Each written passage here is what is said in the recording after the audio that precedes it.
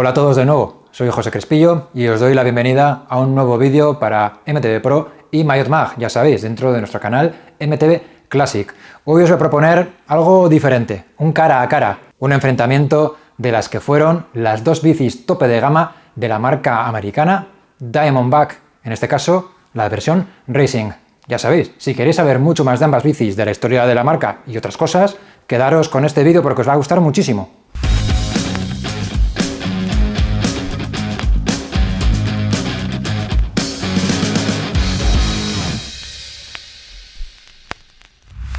Y sí, aquí tenemos las dos tope de gama de la marca Diamondback Racing del año 1993, la Axis TT de titanio y la Dual Response, la primera bici de suspensión total de la marca americana. Bueno, como es habitual, os voy a dar unas pinceladas sobre la marca, cómo se creó y algunas anécdotas sobre la propia marca.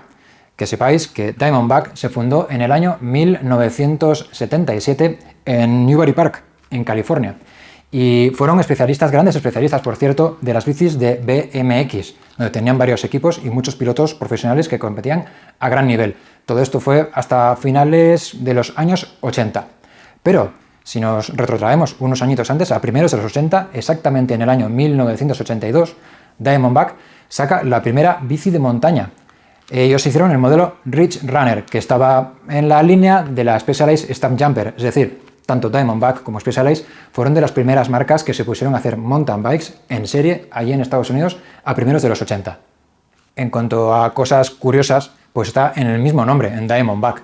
Y lo curioso es que el nombre se escribía por separado, Diamondback, hasta el año 1994. Es por eso por lo que en estas dos unidades podéis ver las palabras por separado. A partir del 94, como digo, empezó a llamarse Diamondback todo junto. Por cierto, ¿sabéis de dónde viene el nombre Diamondback? Bueno, pues se trata nada más y nada menos que de una serpiente de cascabel, un tipo de serpiente de cascabel que tiene en su lomo un dibujo como diamantes. Y de ahí sacaron estos chicos de las bicis de montaña y de BMX el nombre para su marca, Diamondback. Y una última cosa curiosa, y es que la palabra racing se añadió en el año 93. Y Diamondback Racing viene a ser el departamento de carreras. Digamos que era un departamento en el que varios ingenieros se dedicaban a fabricar bicis tope de gama diseñadas por y para la competición, de ahí el Racing Extra, DBR. Antes de empezar a hablar en detalle sobre las dos bicis y hacer esa comparativa que os he comentado, que os va a gustar mucho, os voy a dar también unas pinceladas sobre los conceptos de estas dos bicis y también de sus restauraciones. Los conceptos creo que son bastante claros porque los vais a ver rápidamente. La Axis TT de titanio es una bici de cross country totalmente rígida, mientras que la Dual Response es una bici de suspensión total y construida en aluminio. Como digo, son modelos y conceptos totalmente diferentes. Por cierto, la doble suspensión allá en el año 93 era algo muy novedoso y todavía había mucha gente que se planteaba si realmente servían para algo. De hecho, tal era esa circunstancia que estas bicicletas se usaban sobre todo para aquellos incipientes campeonatos de descenso que se competían en la época. En cuanto a la restauración, eso también es importante que sepáis que estas dos bicicletas pues, también son dos conceptos diferentes en el sentido de que la Dual Response, esta bici de doble suspensión, es una auténtica cápsula del tiempo. Sí, tiene el 100% de las piezas originales. Esta bici se mantuvo guardada en un garaje o en un trastero, no lo sabemos muy bien, hasta que la adquirimos, y está, como digo, con todas sus piezas originales que luego veremos en detalle. Mientras que en la Axis TT hicimos una restauración pues prácticamente partiendo solo de la base del propio cuadro. Y es que, bueno, cogimos el catálogo, las bicis con las que se competían en la época y decidimos hacer una restauración lo más parecida posible a cómo era la bici de catálogo. Por lo que, como os comento, los conceptos son totalmente diferentes, tanto para su uso como en sus restauraciones. Ya hemos hablado de la marca, os he dado varias pinceladas también de lo que son y suponen estas dos bicicletas y ahora sí, vamos a ver ese cara a cara, ese Axis TT versus Dual Response, para que veáis las diferencias principales entre ambos modelos, que eran, como comento, las tope de gama de aquel año 1993 dentro de la gama de Diamondback Racing. Y vamos a entrar directamente en materia. Obviamente vamos a hablar de la base principal de ambas bicis, los cuadros. Como os he comentado, la Axis TT es un cuadro construido en titanio 3/2.5. ¿Qué significa esto? Bueno, que no es 100% titanio, que tiene una aleación de 3% de aluminio y 2.5% de vanadio. Esto era algo bastante típico en estas tuberías de la época. Esto se hacía también para reforzar el cuadro en sí y darle también un puntito de flexibilidad extra y también de protección. En cuanto al cuadro, pues es importante que sepáis que este cuadro se fabricó por la empresa estadounidense Sandvik, que era un auténtico especialista en cuadros de titanio. Tanto era así que construía cuadros para más de 20 marcas diferentes. Pero Diamondback tenía una posición de fuerza extra, como comento, y Sandvik construyó un cuadro muy especial para ellos. De hecho, es posible que de aquella época sea el más exclusivo de los cuadros de titanio que se produjeron. Y esto es así porque Sandvik fue capaz de hacer tubos ovalizados. Sí, efectivamente. Hasta este momento todos los cuadros construidos en titanio eran de tubería redonda. Y en Sandvik tuvieron pues la tecnología y la capacidad para ovalizar diferentes tubos. Algunos de ellos eran, por ejemplo, el tubo superior a la altura del cruce con el tubo del sillín y el mismo tubo del sillín al unirse a la caja del pedalier. Ahí se le va cierta ovalización para darle también un punto extra de rigidez y de fuerza al cuadro. Y aún más, también estaban ovalizadas las vainas en la zona en la que se unían a la caja del pedalier. Y además es que esto tampoco es todo, y es que dichas vainas también estaban conificadas. Esto también era algo realmente nuevo en las tuberías de titanio que suelen ser de un espesor constante. Pues como comento, estas vainas se conificaron ligeramente de forma que eran más gruesas en la caja del pedalier y un poquito más finas a medida que se van alargando hacia las punteras. ¿Qué os parece? Toda una obra de arte, ¿verdad? Como es común, o lo era también, en los cuadros de gama alta, sobre todo construidos en titanio, los detalles de este cuadro, pues la verdad es que son las soldaduras. Las soldaduras son absolutamente espectaculares. Están hechas obviamente por un artesano a mano y recordad que para que el cuadro no pierda propiedades se ha de soldar usando un gas que es argón, que no puede estar en contacto con el oxígeno porque si no se echaría a perder. Otro detalle también muy importante de este cuadro son las punteras. Unas punteras que están construidas, sacadas de una plancha de titanio aún más reforzado. Una aleación que era 6/4, 6% de aluminio, 4% de vanadio, mucho más gruesas y además cortadas por un chorro de agua. Si os fijáis en esas ventanitas que tiene abiertas, os daréis cuenta de la dificultad que podía ser manejar y trabajar el titanio con esas herramientas. Es realmente también algo digno de ver. Muy bonito también esas punteras, casi en forma de bala y con sus soldaduras alrededor. La verdad es que este es un cuadro para dedicar mucho tiempo. A mí personalmente me gusta muchísimo el acabado satinado, este gris que veis oscuro, que al tacto no es áspero, es como mate y la verdad es que resulta muy agradable de tocar. Para los que somos amantes del metal, esto es algo que nos gusta muchísimo. Como digo, este cuadro para mí es de los de la época, el cuadro más bonito y mejor acabado de los que se fabricaron entonces. Continuamos con este cara a cara de topes de gama de Diamondback Racing. Bueno, nos toca ahora mismo hablar de la Dual Response, un cuadro obviamente de suspensión, un cuadro que fue una novedad allá en el año 93 y que la marca italiana Berlicchi construyó para Diamondback. De hecho, esto es algo gracioso. Si os fijáis en los cuadros, en sus pegatinas, una veis cómo el cuadro hecho de titanio Sandvik está fabricado en Estados Unidos y el cuadro de aluminio está hecho en Italia. De hecho, el logo de DBR que se ve en el tubo del sillín tiene la bandera tricolor italiana. Estaban muy orgullosos de haber construido este cuadro allí en Italia. Por cierto, ¿sabéis que Berlicchi construía los chasis de las motos Ducati del reparto Corse? Sí, del departamento de carreras, nada más y nada menos. Como veis, había mucha experiencia en la soldadura de chasis detrás de este cuadro tan espectacular. Y lo vamos a ver ahora un poquito más en detalle. Y ya que hemos hablado de la marca italiana Berlicchi, os tengo que comentar también que quizás muchos de vosotros conocieseis un cuadro muy parecido a este que salió en el año 1992 y con el que, curiosamente, el piloto que luego llevó esta misma bici, esta Dual Response, ganó el campeonato del mundo en Bromont, Canadá, en el año 1992, el grandísimo Dave Cullinan.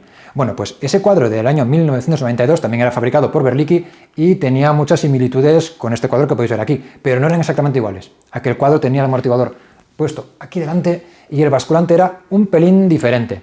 Este cuadro en concreto, este Dual Response, fue un diseño exclusivo y específico para los chicos de Diamondback Racing, desde Italia hasta Estados Unidos. Para la construcción de este espectacular cuadro, pues se usó el aluminio, dos tipos de aluminio, por cierto, diferentes. En el triángulo principal encontramos un aluminio de la serie 7005, mientras que en el basculante encontramos un aluminio de la serie 6085. Eso sí, ambos estaban trabajados al final con tratamiento térmico T6 para darle un refuerzo extra al cuadro. En cuanto al cuadro, pues también podemos ver cosas curiosas, como que los tubos tampoco eran totalmente redondos.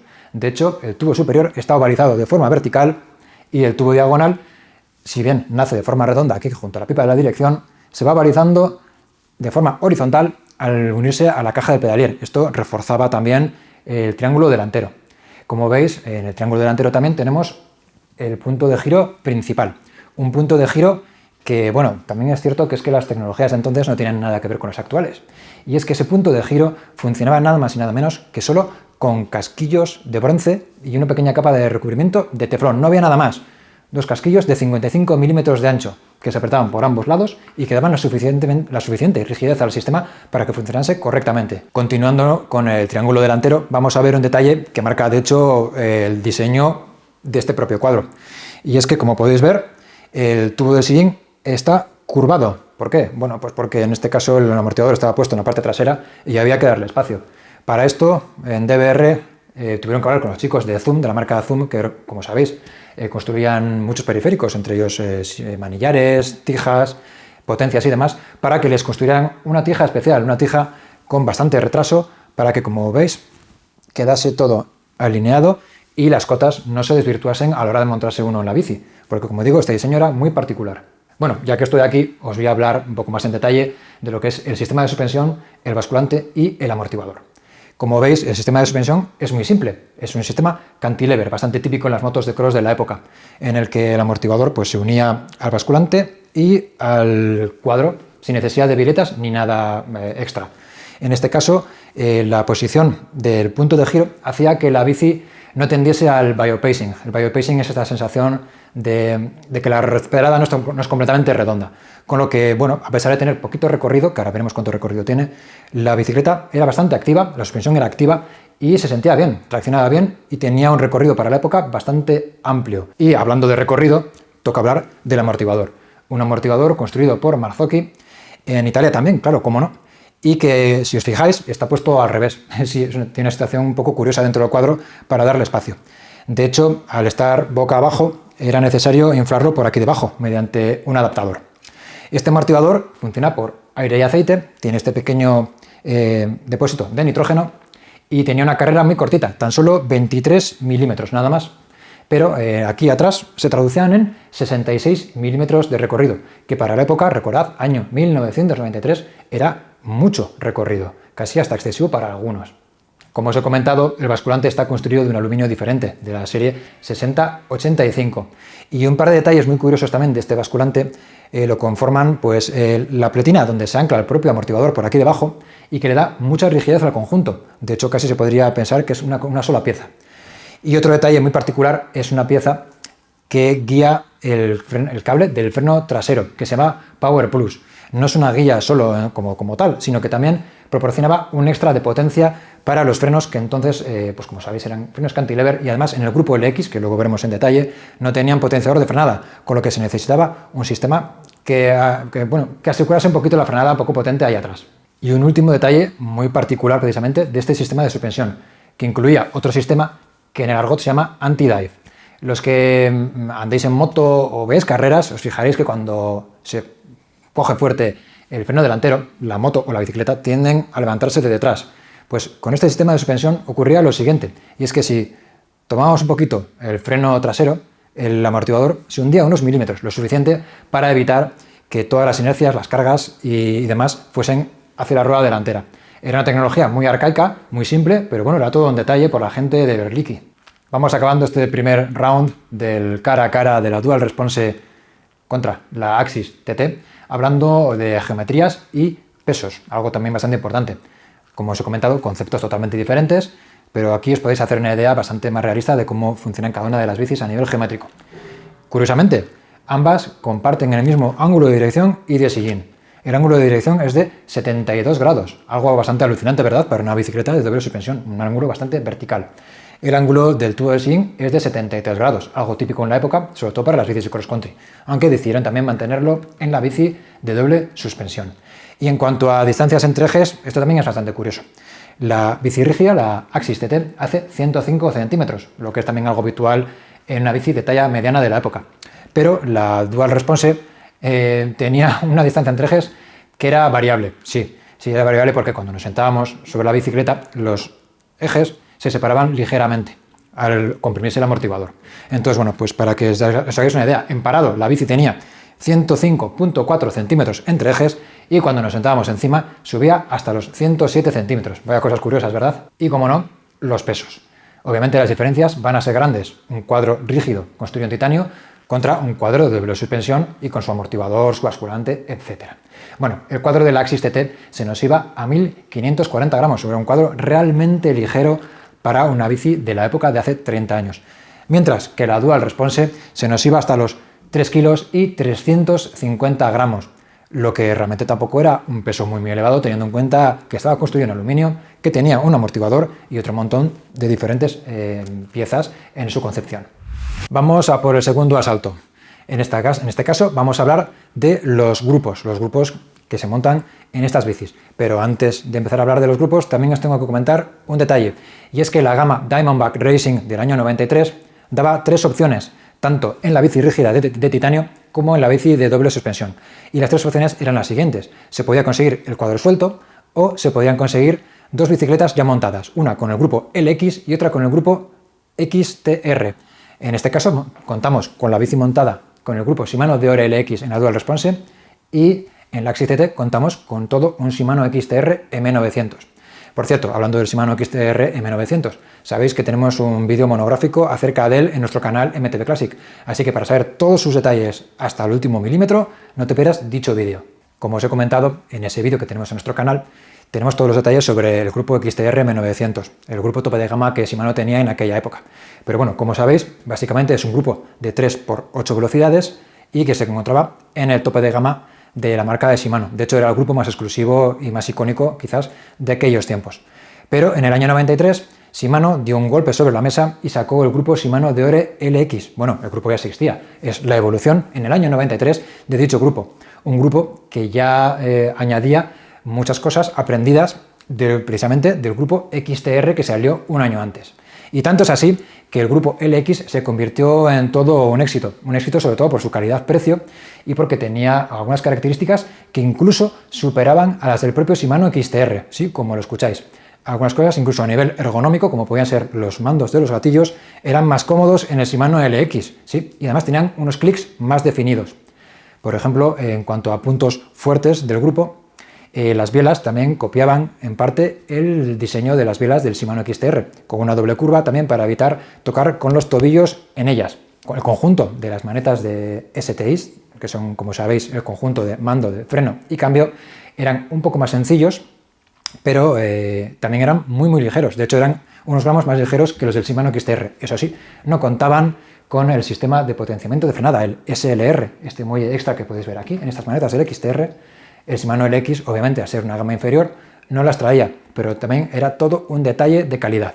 Otra diferencia principal entre ambos grupos es que el LX en aquel entonces, de momento, solo contaba con 3x7 velocidades con las 3x8 del Shimano XTR. Eso sí, curiosamente, el cassette del LX pesaba tan solo 10 gramos más que el XTR, aunque eso sí, recordad que contaba con un piñón menos. Y muchos os preguntaréis, ¿por qué en Diamondback Racing decidieron montar el grupo LX en vez del grupo XT, que es el que estaba supuestamente por debajo del XTR? La respuesta es rápida, y es que en el año 93 el grupo XT estaba en un impasse. Solo habían mejorado las manetas de freno y cambio, mientras que el resto del grupo era exactamente el mismo que el de temporadas anteriores, con unos desviadores y unos frenos bastante más desfasados y más antiguos, de alta calidad sí, pero ya visualmente obsoletos. Y como os he comentado, el grupo Shimano Deore LX fue toda una revolución allá en el año 1993. Obviamente también tenía, como un grupo de gama más intermedia o por debajo del XTR y el XT, tenía algunos puntos más débiles. Entre ellos, por ejemplo, eran los desviadores. Y es esta la razón por la que en Diamondback Racing y también en muchas otras marcas en aquella temporada decidieron montar los cambios del Shimano Deore XT, que a pesar de ser de una temporada anterior, eran de una calidad superior, más robustos y más fiables. Como comento, los desviadores del grupo LX eran bastante más sencillos, así como el pedalier, que parecía estar relleno de plomo porque pesaba una barbaridad, y los bujes de las ruedas, que si bien a nivel mecánico no tenía mucha diferencia con los bujes que Shimano producía en gamas superiores, sí es cierto que la calidad de los materiales no era la misma, y obviamente la durabilidad tampoco iba a serlo. Y continuamos, vamos a por el tercer asalto. Esta vez vamos a hablar de las horquillas. Las diferencias son obvias, una es rígida y otra tiene suspensión. Pero, ¿cuánto de rígida tenía la horquilla que llevaba la Axis TT de titanio? Bueno, pues os sorprenderíais mucho. Y es que esta horquilla, de la marca japonesa Tange, y construida con un acero de grandísima calidad, nada más y nada menos que el Super Ultralight Prestige, tenía cierta capacidad de absorción y de amortiguación ahí donde la veis, gracias a su diseño y a la calidad de sus tubos. Obviamente es una horquilla rígida, pero como digo, transmitía unas sensaciones muy dulces a la conducción y también filtraba muy bien las vibraciones del terreno. Como dato curioso de los tubos de esta horquilla, son triple conificado, es de una calidad extrema. Y además, esta horquilla en concreto tiene truco, porque no es la horquilla original, no es una horquilla Tange, es de la marca japonesa también, Spinner, también de una calidad muy alta y también triple conificada, que como veis queda a la perfección. Y si no fuese porque os lo he comentado yo, igual no os dais cuenta, ¿eh?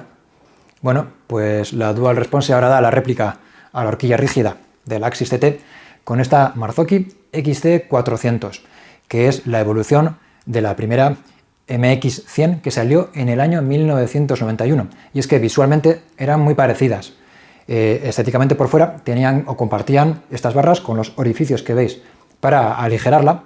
Y en este caso en concreto, la XT400 del año 93 ya era, como digo, una evolución del primer modelo que sacó Marzocchi, con un revalvulado diferente y con algo más de recorrido. Era una suspensión que funcionaba por aire y aceite y que otorgaba 41 milímetros de recorrido. Y en este caso, como dato curioso, teníamos una válvula que hacía que en los últimos milímetros del recorrido, al extenderse la horquilla, no tuviésemos ese clonk de extensión. Esto era bastante nuevo y bastante desagradable, por cierto, en las horquillas de primeras generaciones de la época. Siguiendo con la horquilla y con su sistema de funcionamiento por aire y aceite, es importante que sepáis también que esta horquilla ya tenía un pistón flotante, que evitaba que se formasen burbujas de aire dentro del aceite cuando la horquilla tenía un uso bastante intensivo. Y con esto se conseguía que el funcionamiento fuese bastante correcto para la época. La verdad es que para los 41 milímetros que otorgaba y para lo flexible y ligerita que era la horquilla, que por cierto, hablando de peso, pesaba menos de 1,5 kg, era más ligera que la RockShox Mag 21. La verdad es que aquí Marzocchi lo hizo muy bien y pegó también un buen golpe sobre la mesa con esta horquilla que, como digo, era más ligera que la Mag 21. Eso sí, tenía un punto débil bastante fuerte y era su puente. El puente era tan flexible que cuando apretábamos los frenos se movía, flexaba y perdíamos cierta capacidad de frenada. Era algo que también era típico en las horquillas de esta temporada o de estas temporadas y que Marzocchi en este momento pues no supo tampoco solucionar del todo bien. Eso sí, en los modelos posteriores, como las XT500 y XT600, aquello se solucionó y se corrigió bastante bien. Vamos acabando ya este particular combate entre ambas bicis de Diamondback Racing, la rígida Axis TT y la Dual Response, con el tema de los periféricos. Como os comenté al principio del vídeo, ambas bicis están construidas o restauradas de forma diferente. Bueno, de hecho la Dual Response no está restaurada. Es una bici que, como os comenté, es una cápsula del tiempo. Tiene todas sus piezas originales. Mientras que en la Axis TT hemos hecho un montaje a la carta, pero tratando de acercarnos lo máximo posible a cómo era la bici en el catálogo de entonces. Hablando sobre periféricos, en la Axis TT tenemos una pieza muy típica de la época y que curiosamente contrastaba no para mal, pero sí era raro ver una potencia de acero en una bici de tanta calidad. Y es que Zoom, la marca Zoom, construía estas potencias en acero. Eran bastante ligeritas y las que eran de buena calidad. Pero como digo, pues la verdad es que chocaba bastante, ¿no? Resaltaba mucho en el conjunto formado por piezas de titanio o de mucha más alta calidad.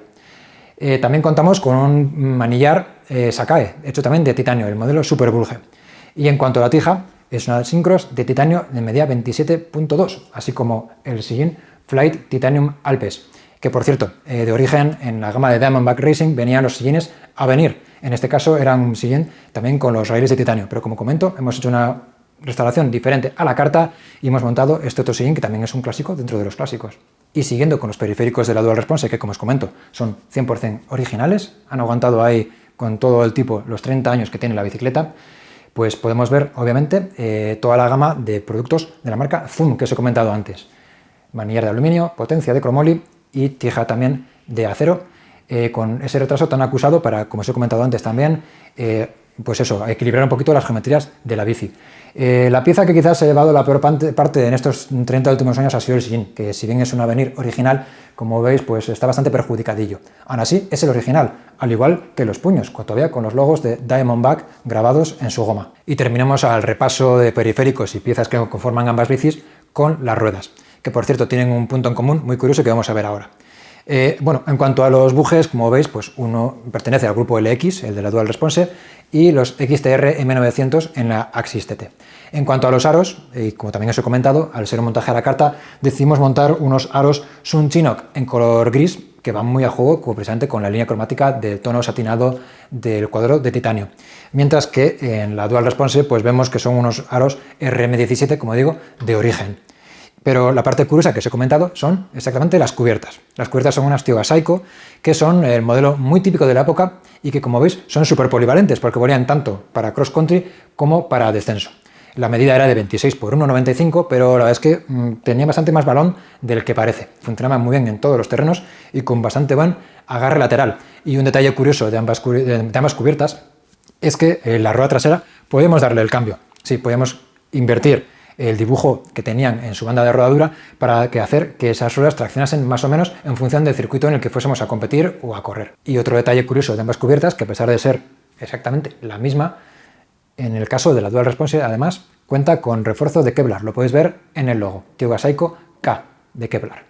Ya que hemos visto este particular combate, este cara a cara entre dos pepinazos de bicicletas, una para cross country y otra sobre todo para descenso, aunque bueno, con ese triple plató se podía ir a cualquier sitio si arrastrabas el peso que llevaba la bici.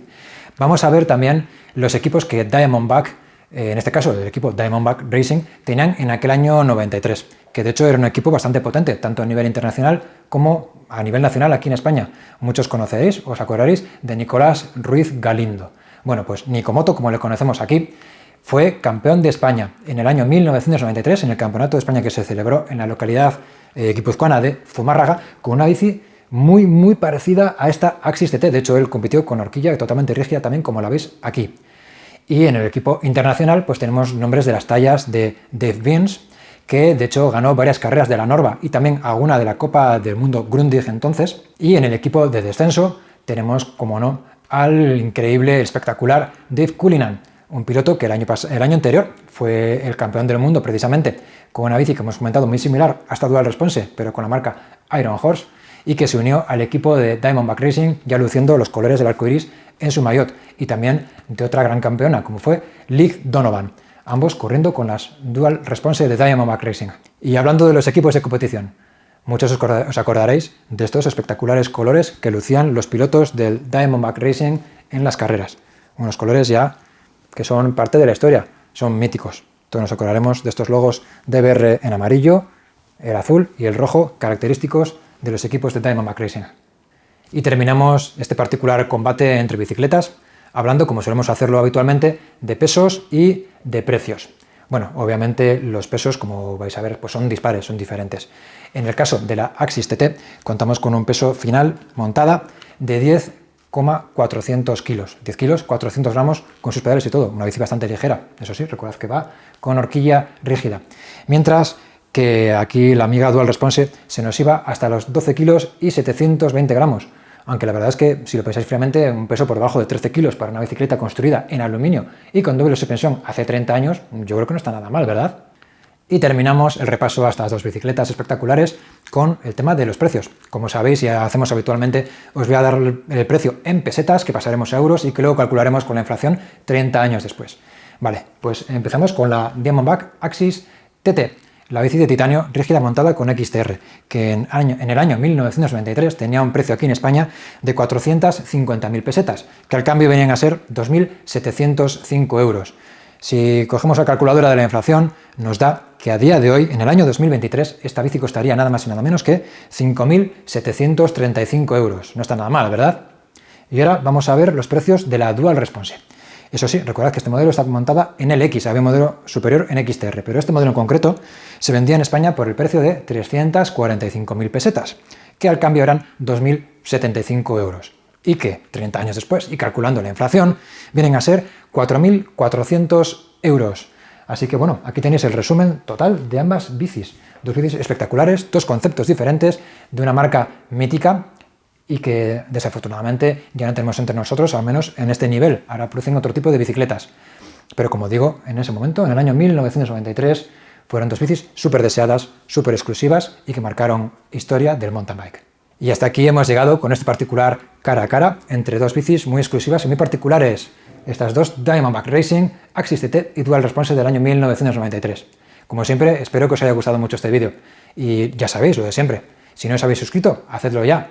Dad like, compartid este vídeo, pulsad la campanita también por ahí para que os salte en el siguiente vídeo y yo os estaré esperando aquí puntualmente para un nuevo vídeo de temática clásica para MTV Pro y MyOtMag. No os lo perdáis, ¿vale? Nos vemos en el siguiente. ¡Hasta luego!